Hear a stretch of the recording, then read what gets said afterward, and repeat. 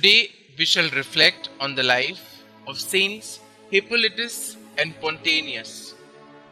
Today the Church commemorates two of a little known yet no less illustrious sons who died for the faith as a result of harsh treatment and exhaustion in the mines of Sardinia in Italy. One who had been a pope for 5 years, the other an anti-pope for 18. That they died reconciled was the high point of their Christian lives. Saint Hippolytus, whose name means a horse turned loose, was a learned priest in Rome and the most important theological writer of his time.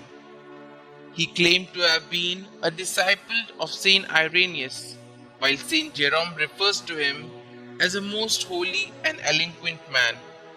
At first, however, he was known for his holier-than-thou attitude towards the Church, unafraid of censoring even the Pope. He criticized Pope St. Zephyrinus for not being prompt in detecting and denouncing heresy, attacking the contemporary Trinitarian modalism and patripacism. He propounded a doctrine on the Logos that was close to subordinationism.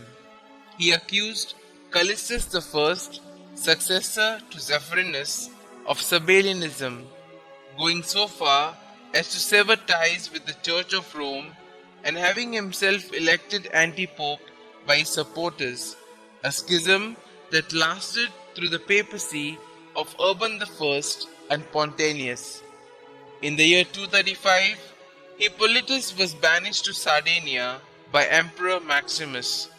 Here, sharing his exile, was none other than Pope Pontianus himself, who during his reign had held a synod which confirmed the excommunication of the great theologian Origen in Alexandria. Hippolytus was rigorist, orthodox to the point of regarding the Church as being composed exclusively of the just and the sinless, but he was humble enough to be able to acknowledge his excesses and seek reconciliation. What he failed to learn as a reformer and a purist, he learned in the pain and desolation of his exile with Pontianus. The fruit of this reconciliation being the resignation of both Hippolytus as anti-pope and Pontianus as pope, making way for a new incumbent in Rome.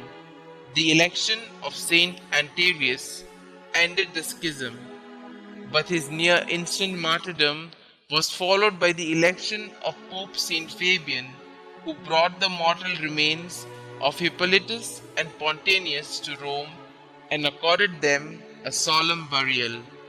To Hippolytus in the cemetery of Via Tiburtina and Pontianus in the crypt of Saint Callistus.